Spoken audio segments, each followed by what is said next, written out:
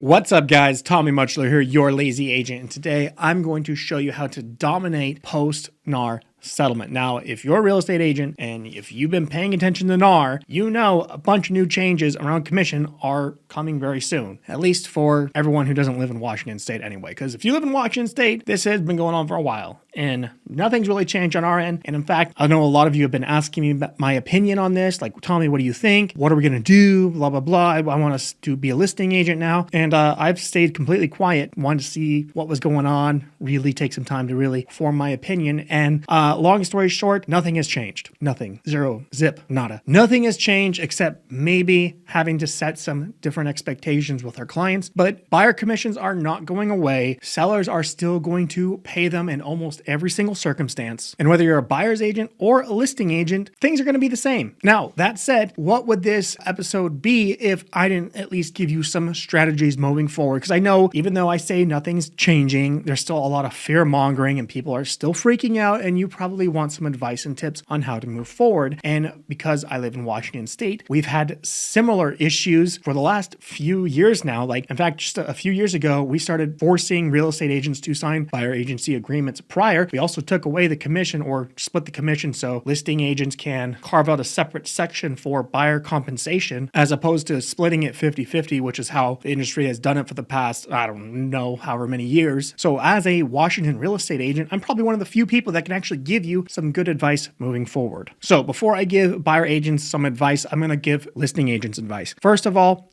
nothing has changed. Make your sellers pay a commission. They should pay a buyer agent commission if they want their house to sell for top dollar. If you look into your MLS right now and you look at houses that are offering zero commission or maybe 1% commission or less than the normal amount of commission, you're going to notice that their conditional days on market is incredibly high. Those homes are not selling. And if they do sell, they usually end up paying a commission anyway. And they still ended up selling their house at a massive discount because we all know the longer the house sits on the market, the less money it's going to sell for. Everyone knows this. A house sits on the market for a long time, it's going to sell at a massive discount. So as a listing real estate agent, I would advise my clients, because I truly believe this at the bottom of my heart, you will sell your house for more money and thus put more money in your pocket if you offer buyer commission. So a pro tip for all my listing agents out there, go out there, do your buyer agents and your home sellers, more importantly, do your home sellers a huge favor and make a list of all the houses that are offering low or no compensation, and then show your sellers, hey, these houses aren't selling. Big reason is they're not paying a buyer commission, and because of that, they're either selling at a massive discount or they're not selling at all. So make that list and compare it to similar listings who are offering a commission and show them that these houses do sell for more money and those sellers are walking away with more money in their pocket because they're paying a buyer agent commission. So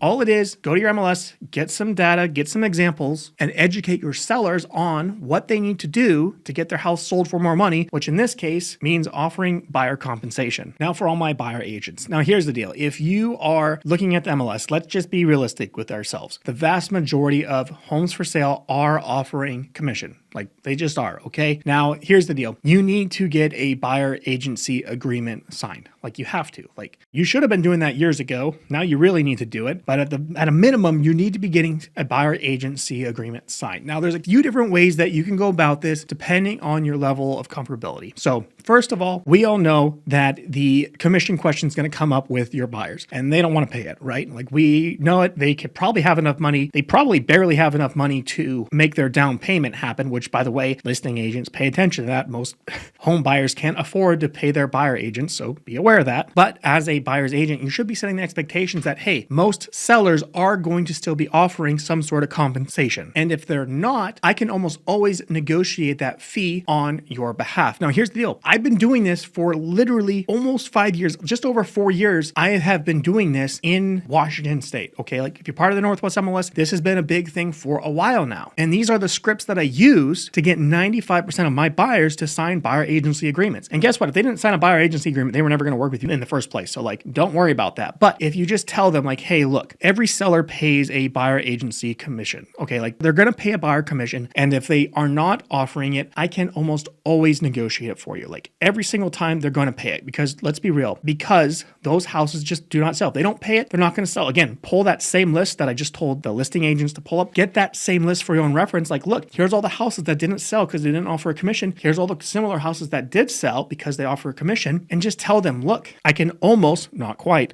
almost guarantee that the seller is going to pay my commission. But in the rare case they don't, then yes, you will need to pay me something. Now, if you want, you can get really clever here. If I were a buyer agent today, I would add this little caveat. I would say, hey, look, if for some reason the sellers aren't paying a commission and I'm not able to get a commission, I will just charge you $5,000 or maybe a $4,500 minimum. I actually used to do a $4,500 minimum. So what I used to tell people will depend on your comfort level. Like, look, at a minimum, I need $4,500 to cover my hard cost. You can start with like $2,500 or anything like this. Believe it or not, this has happened to me before. So I've done a couple deals where the commission was like $1,000. Now, granted, it was like a $10,000 lot someone was buying. And I told my buyer, like, I need $4,500 commission to like make this deal happen. And they said yes. And I did this again a few times, and every single time they said yes. So it does work. Just say, hey, if I can't get them to agree to it, just give me $4,500. Now, you could be really brave if you want. You can try and negotiate that 3%. But let's be real. If someone's buying with a 3% down loan or FHA loan and they don't have no money down, they're not going to be able to afford it, right? Like, you may as well just charge them like a small fee. And worst case scenario, you do a really good job. You provide them a really good service for incredibly cheap, and they tell all their friends about you. Like, oh my gosh, Tommy's amazing. He helped us buy a house and he only charged us like a couple $1,000s because the stupid sellers wouldn't pay a commission, and he's an angel. Like, you got to work with Tommy. Like, you absolutely have to. Like, so just be willing to do it for a really small fee in the worst case scenario where they don't pay you a commission, which is incredibly unlikely. Like, it's incredibly unlikely that they're not going to pay you a commission, the sellers, that is. But if they don't, it's very comforting for your buyers to know, hey, Tommy's only going to charge me $1,000 or $2,000 or $4,500, right? And that way they're not thinking like, oh my gosh, I got to pay this realtor $20,000 just to show me a couple of houses and open a couple of doors. Because that's all they think you do. They don't think you're doing all these extra things, which you should be educating them on all the things that you're going to be doing for them. So again, to reiterate, make all your buyers sign an agency agreement,